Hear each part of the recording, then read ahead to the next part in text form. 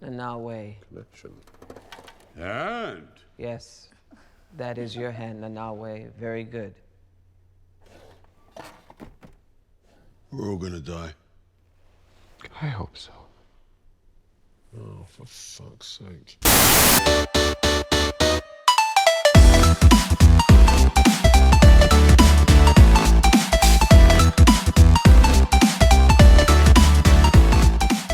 Alright everybody, I am Kevin from The Real Movie Guys, and you are watching The Real Review, a series where we review and discuss all your favorite movies. And don't forget, if you like what you see and you want to see more, be sure to like and subscribe to the channel today. On today's episode, we're going to be taking a look at The Suicide Squad. Supervillains Harley Quinn, Bloodsport, Peacemaker, and a collection of nutty cons at Belle Reve prison join the super-secret, super-shady Task Force X as they are dropped off at the remote enemy-infused island of Corto Maltese. To say The Suicide Squad had a lot to live up to would be an understatement. This film's predecessor, Suicide Squad, the 2016 villain team-up, had negative to mixed reactions. Whether that was the result of studio intervention or the film just not being good is up for debate, but I would fall under the camp where I enjoyed some of the performances, but was ultimately disappointed by just about everything it attempted to do. With all that being said, you can probably understand some of the reservations I had going into this film. However, when I heard James Gunn, the director of Marvel's Guardians of the Galaxy films, was at the helm of this movie in the writer and director's chair, my hopes were reinvigorated.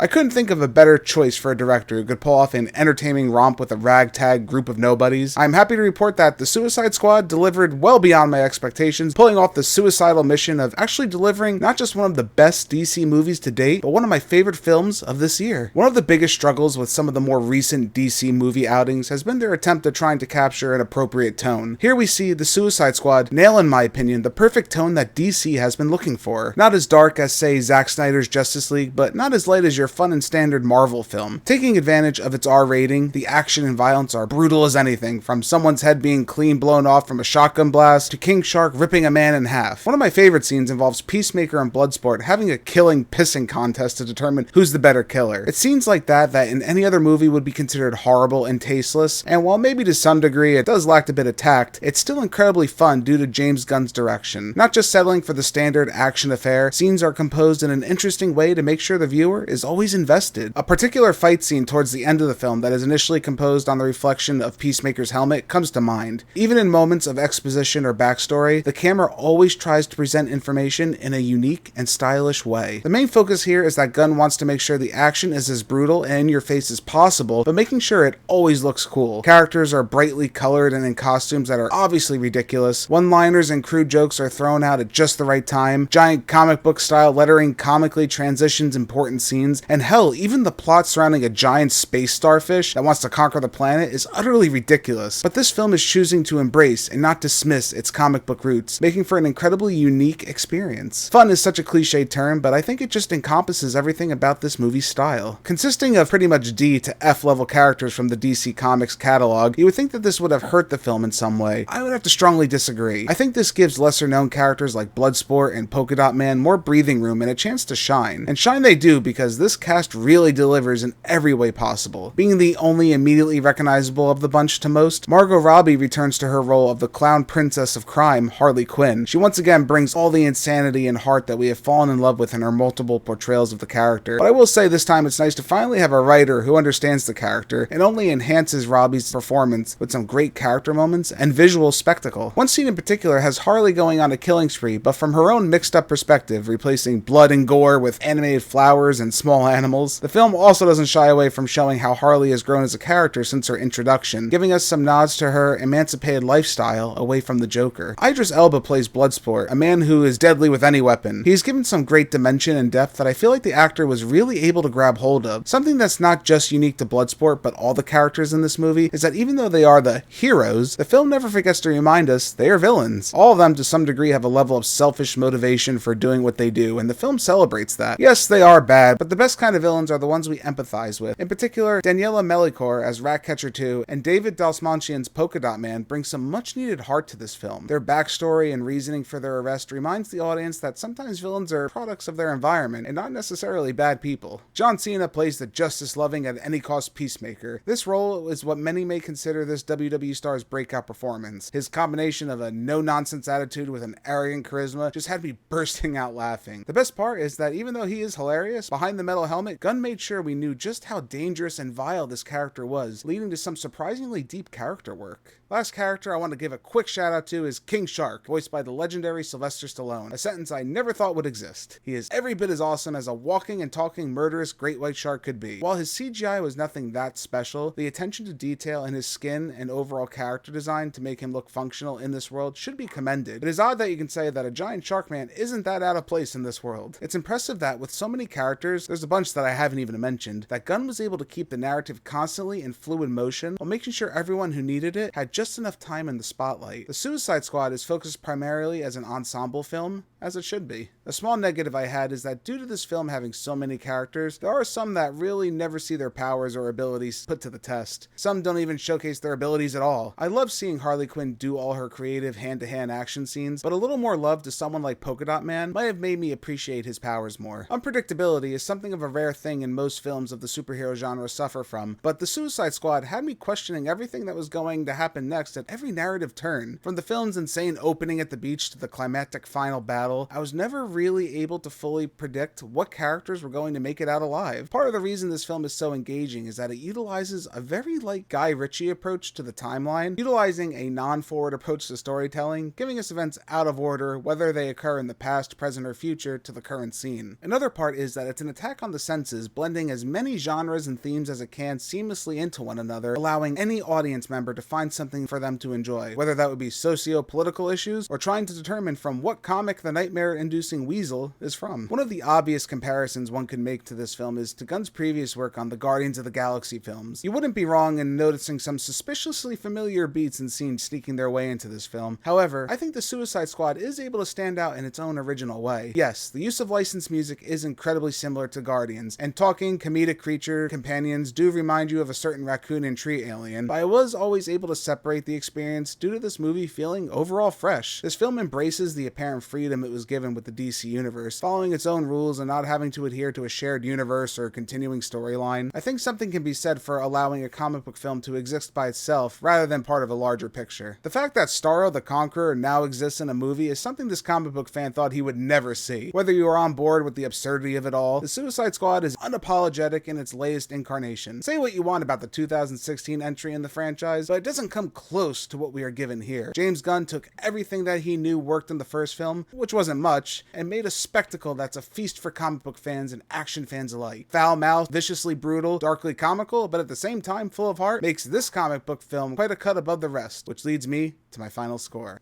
I'm going to give the Suicide Squad an A+. No one likes to show off. Unless what they're showing off is dope as fuck. Fuck.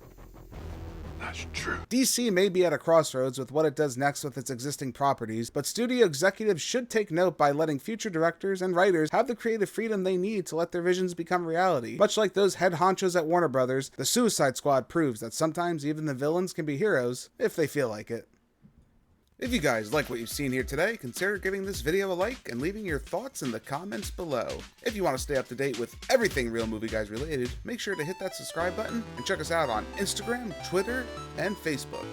And don't forget, all you audio listeners at home, we are available on many podcasting platforms. Just search The Real Movie Guys, you should pop right up. Thank you again all so much for joining us on this episode of The Real Review. We are The Real Movie Guys. Real guys, real movies, real thoughts. Catch you next time.